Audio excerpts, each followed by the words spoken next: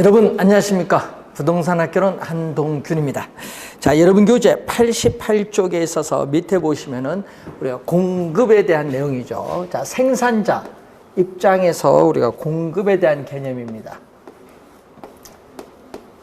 자, 생산자 입장에서 우리가 보는 게 공급인데, 자, 여러분 수요와 수요량이 다르듯이 우리가 또 공급과 공급량도 우선 다른 개념이 되겠죠. 자, 우선 일정 기간에 또 기간이 들어가니까 또 무슨 개념이죠? 유량 개념이다.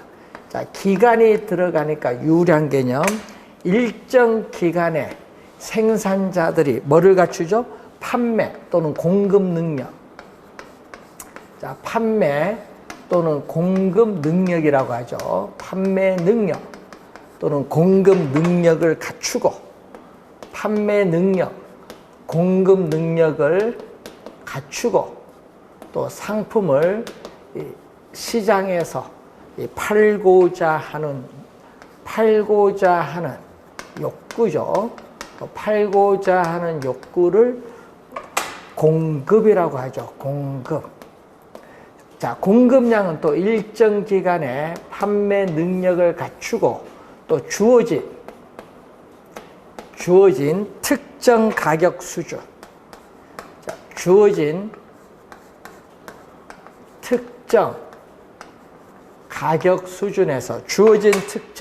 수준에서 상품을 우리가 팔고자 하는, 또 최대 상품을 팔고자 하는 이 최대의 수량을 공급량이라고 하죠. 공급량. 자, 또 공급과 공급량의 개념인데, 자, 여러분이 27회 시험과 우리 30회 시험에 또 출제를 또 했었죠. 자, 공급, 그러니까 양에 있어서의 개념입니다. 그래서 여러분 교재에 있어서 88페이지 밑에와 우리가 89페이지 우리가 나오는 그러한 개념을 살펴보시면 되는데, 우선은 기간이 나오니까 무슨 개념? 기간이 나오니까 유량 개념이죠. 유량. 자, 우선 유량 개념이다. 그리고 판매 능력을 갖추고 공급하는 유효 공급을 가지고 있고, 또 이 팔고자 하는 사전적 개념이다. 자, 팔고자 하는 사전적 개념. 또 사후적 개념이 아니라는 것. 사후적 개념이 아니라 우선은 사전적인 개념으로서, 또 팔고자 하는 의도된 양, 계획된 양을 의미하는 사전적 개념이고, 실제로 판매한 양을 의미하는 우리가 사후적 개념이 아니죠. 자, 실제로 판매한 양을 또 우리 30회 또 시험에 출제를 또 했었죠. 이 점은 실제로 판매한 양이 아니라 의도된 양이다. 자, 여러분 의도된 양이 10개인데 실제로 판매한 양은 10개가 될 수도 있고 2개가 될 수도 있거든요. 그래서 이 의도된 양과 실제로 판매한 양은 또 같을 수도 있고 다를 수도 있다는 걸 염두에 두시고, 이 사전적 개념인 의도된 양을 의미한다. 자, 공급량의 개념은 다른 용어라는 걸 우리가 염두에 좀 두시면서 또 확인을 한번 해보셔야 되겠고, 자, 또 우리가 관련해서 이 89페이지 보시면은 부동산 공급은 시차가 있어요. 자, 여러분 부동산은 일반 상품과는 달리 이 착공에서 완공에 이르기까지 시간이 오래 걸려요. 그래서 공급에서는 뭐가 존재한다? 시차, 시간적 갭. 공급은 시차가 존재한다는 걸 하나 기억을 해 두셔야 돼요. 부동산 공급의 특징 중에서 우리는 시차가 하나 존재한다. 부동산은 공급에 시간이 오래 걸린다. 시간적 갭, 시차가 존재한다는 내용이고, 자, 토지의 공급을 보면은, 자, 부동산 공급의 종류에 토지의 공급을 보면은 토지의 특성 중, 우리 저번 주에 부증성을 배우셨는데, 우선은 토지가 자연적으로 주어진 토지하고 고정되어 있기 때문에 이러한 수직선의 형태를 띠겠죠. 자, 이 수직선의 형태를 띌 때를 우리는 의미하죠. 수직선. 자, 이 수직선의 형태를 띌 때를 토지의 물리적 공급이라고 해요. 토지의 물리적 공급. 자, 자연적으로 주어진 지표의 총량을 의미하죠. 그래서 토지 특성 중 부증성에서 나타나는데 토지에 생산비를 투입을 하여도 자연적으로 주어진 토지의 절대량은 증가시킬 수 없습니다. 공급이 고정되었기 때문에 물리적 측면에서의 토지량은 고정되었기 때문에 변화가 없습니다. 따라서 물리적 측면에서의 토지량은 우리가 증가시켜 줄 수 없다. 물리적 측면에서의 토지량은 증가시켜 줄 수 없다는 거죠. 자, 그런데 우리가 경제적 측면에서는 어떻게 되느냐 이런 얘기죠. 자, 토지에 대한 가격이 수요가 증가하면서 공급이 안 되니까 급등을 하죠. 그럼 공급을 이제 늘려야 되는데 이렇게 공급 곡선이 수직선이 아니라 이렇게 오른쪽 위로 올라간다. 우상향하죠. 오른쪽 위로 올라간다. 그래서 24회 시험에 또 정답으로 물었는데 시험에는 뭘로 출제했죠? 이걸 우하향으로 출제했죠. 오른쪽 밑을 가는 것이 아니라 오른쪽 위를 향하는 곡선입니다. 자, 토지에 대한 수요가 증가하면은 공급이 바로 안 되니까 가격이 급등하죠. 그래서 택지 조성, 간척 개발, 공유 수면 매립을 통해서 이렇게 공급은 늘려줄 수 있어야 돼요. 그래서 우리가 상향하고 있는데 이것을 토지의 경제적 공급이라고 합니다. 자, 토지에 있어서의 경제적, 용도적 공급이라고 한다. 토지에 있어서의 경제적, 우리가 용도적 공급이다. 토지의 특성 중 용도의 다양성에 근거하죠. 토지의 특성 중 용도의 다양성에 근거해서 나타나는 토지의 경제적, 용도적 공급을 말하죠. 그래서 어떻게 돼요? 택지 조성, 토지 이용에서의 용도의 전환을 통해서 택지 조성, 간척 개발, 공유 수면 매립을 통해서 이렇게 증가를 시켜줄 수 있다. 그래서 용도적 측면에서의 토지량은 증가가 가능하죠. 그래서 11회 시험, 23회 시험, 28회 시험에 또 정답으로 물었던 내용이죠. 그래서 이때는 증가가 가능하다. 꼭 기억을 해야겠죠. 용도적 측면에서의 토지량은 증가가 가능하다는 그런 내용 잘 기억을 해 두셔야 되겠습니다. 자, 91페이지 가시면은 밑에 단기 공급 곡선과 장기 공급 곡선이 나오는데, 자, 단기는 부동산에 대한 수요가 증가하더라도 가용 생산 요소를 확보해서 바로 즉시 공급을 늘려줄 수 없습니다. 그래서 단기 공급 곡선은 기울기가 급하다. 그래서 단기 공급 곡선은 기울기가 급하다. 나중에 배우겠지만은 비탄력적이라고 해요. 근데 장기로 갈수록 어떻게 돼요? 가용 생산 요소를 확보해서 우리가 착공해서 일정 기간이 지나면 공급량이 많아지죠. 공급량이 많아지면 가격은 하락을 하죠. 그래서 장기 공급 곡선은 기울기가 완만하다. 이 기울기가 완만한 것은 탄력적이라고 해요. 그래서 단기 공급 곡선은 나중에 배우겠지만 우선 비탄력적이라는 용어를 사용하고 장기 공급 곡선은 완만한 탄력적이다. 이렇게 보시면 돼요. 비탄력적, 탄력적은 나중에 배우니까 그때 확인해 두시기 바라고, 단기 공급 곡선은 기울기가 급하다.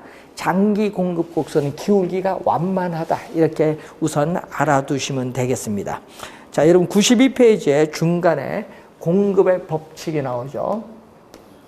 자, 공급의 법칙 92페이지 보시면은, 자, 수요는 수의 법칙, 수요 곡선이 있듯이 공급도 공급의 법칙, 공급 곡선이 있는데, 이 분석하고 있는 변수인 가격을 제외한, 이 가격을 제외한 다른 요인, 조건들은 또 아무런 변화가 없다. 이 가격을 제외한 다른 요인, 조건들은 일정, 불변, 아무런 변화가 없다는 거예요. 여러분 일정 불변은 아무런 변화가 없는데 단지 가격만 변하는 거죠. 자, 여러분 해당되는 상품의 가격이 오른다. 그러면 어떻게 돼? 가격이 오르면 기업의 입장에서는 시장에서 많이 팔수록 수익이 좋아지죠. 그래서 공급을 늘립니다. 가격이 오르면은 수익이 우리가 좋기 때문에 팔려고 하는 공급량을 늘리고, 가격이 하락하면 오히려 수익이 악화되기 때문에 공급량을 줄이죠. 이렇게 생산자 입장에서 보는 겁니다. 그래서 이 가격과 공급량 사이의 화살표의 변동 방향이 같은 방향, 이 화살표의 변동 방향이 같은 방향일 때 우리는 플러스라고 하는데, 플러스를 양이라고 하죠. 플러스를 양의 관계, 양의 관계 또는 비례 관계라고 합니다. 자, 양의 관계 또는 비례 관계라고 한다. 화살표의 변동 방향이 같은 방향으로 변동하면 플러스, 같은 방향으로 변동하면 플러스인데 양의 관계, 비례 관계라고 한다. 자, 그러면 이 공급의 법칙, 가격과 공급량 사이의 관계를 나타내는 이 공급의 법칙을 이 직교 평면 좌표상에 또 그래프로 나타낸 것을 공급 곡선이라고 하죠. 자, 이 공급 곡선인데, 자, 가격과 공급량, 공급량은 Q, 우리가 S로 표현하죠. S는 공급 표시고 가격입니다. 자, 아파트 분양 가격이 우리가 평당 우리가 2천만 원이다. 자, 아파트 분양 가격이 평당 2천만 원일 때는 우리가 얼마? 우리가 50채를 공급을 하고 있어요. 그런데 이 분양 가격이 평당 2천만 원에서 3천만 원으로 오른다. 그러면은 어떻게 돼요? 우리는 50채에서 우리가 100채로 공급이 더 증가를 해요. 그러니까 평당 3천만 원일 때는 100채 공급이 되죠. 자, 이 아파트 분양 가격과 공급량 사이의 대응 관계를 공급이고, 평당 3천만 원, 주어진 특정 가격 수준 평당 3천만 원일 때 최대 100채를 공급할 수 있다. 이것은 공급량이죠. 주어진 특정 가격 수준 평당 3천만 원에서 최대 100채를 공급할 수 있다. 그럼 이 100채가 공급량입니다.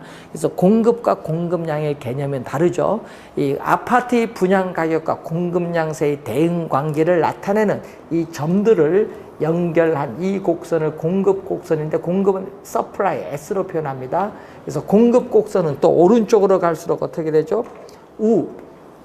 자, 오른쪽으로 갈수록, 위로 가네, 이번. 오른쪽으로 갈수록 윗상. 오른쪽 위를 향할 향. 오른쪽 위를 향하는 곡선이다. 그래서 공급 곡선은 일반적으로 우상향한다. 자, 공급 곡선은 일반적으로 오른쪽 위를 향하는 곡선, 우상향한다는 용어를 사용을 합니다. 자, 그 개념 기억을 해 두시면서, 자, 94페이지로 또 넘어옵니다. 94페이지로 오시면 또 시험 문제에 또 우리가 출제가 또 예상되는 부분이죠. 시험 문제 다섯 번째 또 중요한 또 부분이 되겠습니다. 공급량의 변화와 공급의 변화가 또 중요하겠죠. 공급 양의 변화, 또 공급의 변화가 또 중요하죠. 자, 이때 공급량의 변화도 또 해당되는 상품, 해당되는 상품, 아파트 시장 하면 아파트겠죠? 해당되는 상품의 가격이 변합니다. 자, 해당되는 상품의 이 가격이 변한다. 가격. 그래서 가격이 변화를 하고, 가격 이외에 또 다른 조건들은 아무런 변화가 없다. 가격만 변하고 가격 이외에 다른 조건들은 일정 불변, 아무런 변화가 없다. 일정 불변, 가격만 변하고 가격 이외의 다른 요인, 조건들은 아무런 변화가 없다. 이 가격 하나만 변한다는 얘기죠. 자, 이렇게 되면은 또 동일한 공급 곡선 또 상에서, 자, 동일한 공급 곡선 상에서 우리가 점이 이동한다. 동일한 공급 곡선 상에서 점이 이동을 나타내는 것을 공급량의 변화죠. 그래서 이 가격이 변하면요, 상이란 말이 꼭 나오죠. 이 상이 나왔을 때 상이 나오면 또 공급량의 변화다. 상이 나오면 공급량의 변화고 이 상이 없으면 공급의 변화가 됩니다. 자, 여기 볼까요? 자, 여러분 아파트 분양 가격이 평당 2천만 원에서 3천만 원 오르면 이 점이 동일한 공급 곡선을 따라서 이 점으로 이동하죠. 이렇게 동일한 공급 곡선상, 이렇게 동일한 공급 곡선상에서 이렇게 점이 이동하는 것을 공급량의 변화라고 합니다. 자, 공급의 변화는 가격은 변화가 없어요. 자, 공급량의 변화는 가격이 변하는데 이 공급의 변화는 또 가격은 변화가 없다. 불변. 가격은 변하지 않는다. 그러면 가격은 변하지 않고 위에 일정하다고 가정했던 요인이 변한다. 그래서 가격은 변하지 않고 가격 이외의 요인이 변한다. 자, 위에 일정하다고 가정했던 요인이 변하지 않죠. 가격 이외의 요인이 변한다.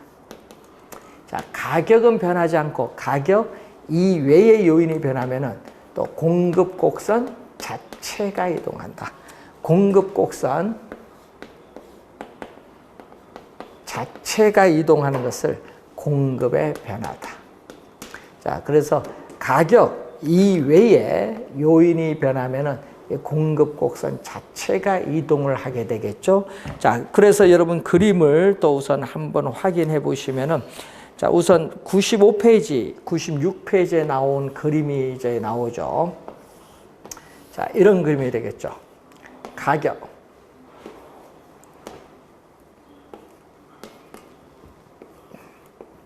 공급 곡선은 일반적으로 우상향한다. 자, 공급 곡선은 일반적으로 우상향하는데 이 가격은 변화가 없죠. P0. 자, 예를 들어서 평당 분양 가격이 1,000만 원이다. 요거는 변화가 없어요. 자, 근데 문제는 공급량은 공급 곡선과 만나는 점 Q0만큼 공급이 되고 있다. 자, 예를 들어서 우리 100채를 공급을 하고 있다. 이렇게 보시면 되겠죠. 그럼 동일한 가격 수준에서 우리는 건축비가 하락을 해서 이전보다 공급량이 더 많아지죠. 동일한 가격 수준에서 건축비가 하락을 해서 공급량이 증가를 하죠. 그래서 공급 곡선 자체가 오른쪽으로 이동한다. 공급 곡선 자체가 오른쪽으로 이동하는 것을 공급의 증가라고 하고, 또 동일한 가격 수준에서 생산비가 상승해서 이전보다 공급량이 이렇게 줄어들죠. 동일한 가격 수준에서 공급량이 줄어들어서 공급 곡선 자체가 왼쪽으로 이동한다. 공급 곡선 자체가 왼쪽으로 이동하는 것을 공급의 감소라고 하죠. 자, 공급 곡선 자체가 오른쪽으로 이동하면 공급의 증가, 왼쪽으로 이동하면 공급의 감소를 말하는데, 자, 그러면 이 공급 곡선 자체를 이동시키는 또 공급의 변화 요인은 또 어떤 내용이 구성되느냐. 자, 이 내용은 여러분 교재에 있어서 96페이지에 나와 있죠. 우선은 기술이 또 상당히 중요하죠. 기술. 자, 여러분이 이 생산 기술이나 건축 기술이죠. 자, 기술 혁신에 따라 건축 기술이 우리가 향상이 되면은, 건축 기술에 있어서 향상이 된다. 향상이 되면 어떻게 돼요? 우리는 생산비 원가가 절감되죠. 생산비 원가가 절감이 되니까 이전보다 공급은 더 많아진다는 거지. 기술이 향상된다. 이 기술은 또 수요와는 관련 없습니다. 공급의 전형적인 우리가 변화 요인입니다. 자, 그리고 생산 요소의 가격이 있죠. 자, 이 생산 우리가 요소에 있어서의 가격, 생산 요소에 있어서의 가격. 자, 예를 들면은 노동에 대한 가격은 뭐죠? 임금. 토지에 대한 가격은 뭐 지대를 의미하겠죠. 자, 이것은 생산비죠. 예를 들면은 여러분 30회 시험에 이렇게 출제했죠. 건설 노동자의 임금이 상승하면 이렇게. 그러면 건설 노동자 임금이 상승하는데 이것은 기업의 입장에서 보면은 생산비인데, 자, 건설 노동자 임금이 오른다. 이 말은 생산 요소의 가격이 상승하면 생산비가 상승하죠. 그러면은 생산비가 상승하기 때문에 이전보다 공급은 줄어든다. 공급은 감소한다는 내용이죠. 자, 생산 요소의 가격이 나오고, 자, 연관제인 대체제, 보완제의 가격이 있는데, 자, 대체 관계에 있는 상품. 자, 여러분, 공급일 때는 누구? 생산자 입장에서 생각해야 됩니다. 자, 공급일 때는 누구? 생산자 입장에서 생각해야 된다. 대체제인 아파트 가격. 대체제인 아파트 가격이 상승을 하면은, 대체제인 아파트 가격이 상승하면은 이 공급의 법칙. 자, 대체제인 아파트 가격이 상승하면은 이 공급의 법칙에 따라서 아파트 공급량은 뭐한다? 증가하죠. 가격이 비싸니까 아파트 공급량을 늘려요. 공급의 법칙에 따라. 이때 대체 관계에는 오피스텔. 자, 대체 관계는 오피스텔 공급은 하겠다. 아파트 공급을 늘리면서 오피스텔 공급은 줄이죠. 그래서 대체제일 때는 아파트 공급과 오피스텔 공급. 대체제일 때는 화살표의 변동이 반대로 변동해요. 대체제일 때는 화살표 변동이 반대로 변동하고, 보완제. 자, 보완제일 때 아파트 가격이 상승하면은 또 공급의 법칙에 따라 아파트 공급량은 증가하는데, 또 아파트 지을 땅인 또 주거 용지의 공급도 증가하죠. 이렇게 보완제일 때는 화살표의 변동이 아파트와 주거용지 공급, 화살표의 변동이 보완제일 때는 같은 방향, 대체제일 때는 반대 방향이죠. 자, 수요 공급 관계없습니다. 수요 공급 관계없이 대체제일 때는 화살표의 변동 방향이 반대로, 보완제일 때는 같은 방향으로 변동한다. 꼭 기억을 해두시면 되겠죠. 자, 대체제와 보완제에 있어서, 연관제에 있어서의 우리가 가격을 우리가 보는 거죠. 자, 공급자들의 또 미래에 대한 예상이 있죠. 자, 공급자들에 있어서의 미래에 대한 또 기대, 또 예상이 있습니다. 자, 분양가 상한제 실시로 인해서, 여러분, 분양가 상한제 실시로 인해서 조만간 우리가 분양 가격이 우리가 하락을 할 것이라 예상이 된다. 분양 가격이 하락할 것이라 예상된다 하면 어떻게 돼요? 분양 가격 하락을 우리는 기대를 한다. 자, 분양 가격 하락을 기대를 하면은 현재 시점 분양 가격이 비싸죠.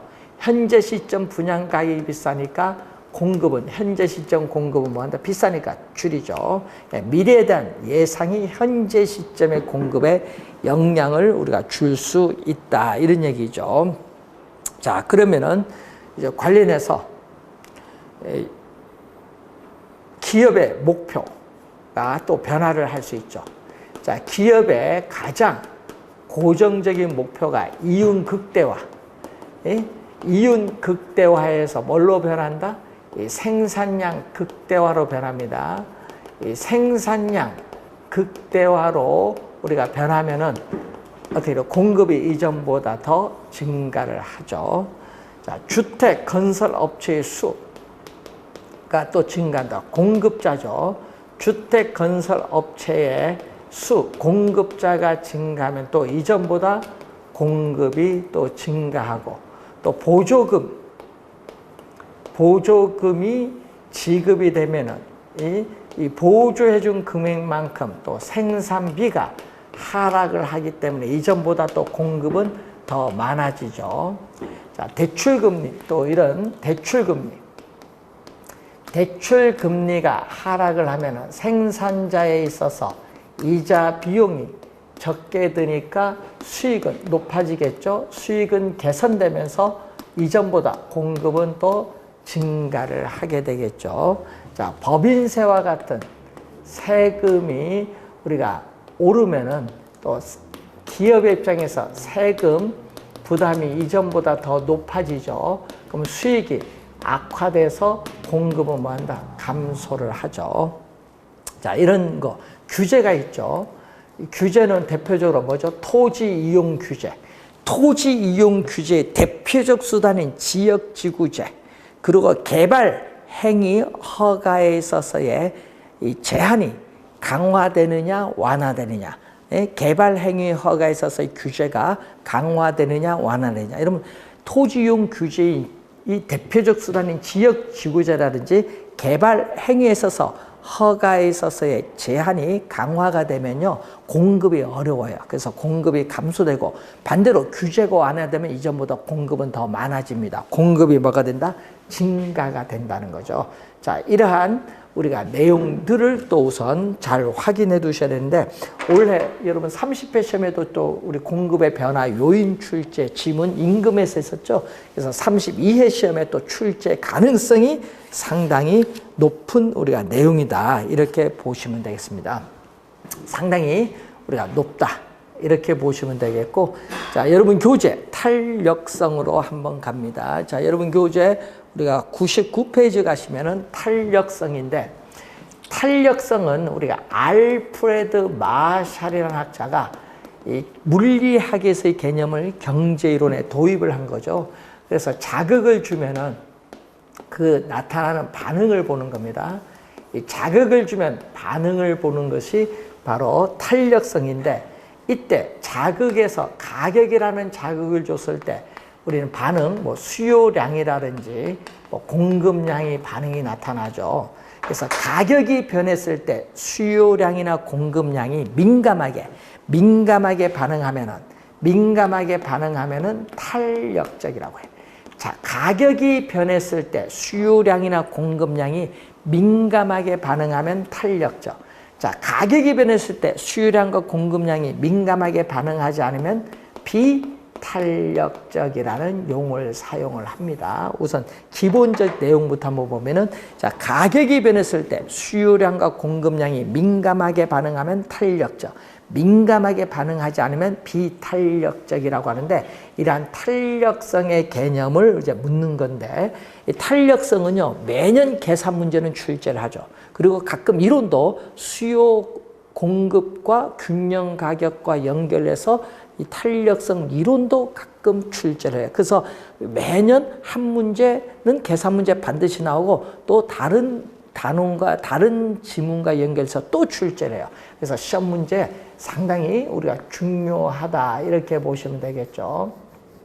그래서 탄력성에서 특히 우리가 수요의 탄력성을 출제를 하죠. 그래서 수요의 탄력성이 중요하다는 걸 염두에 두시죠.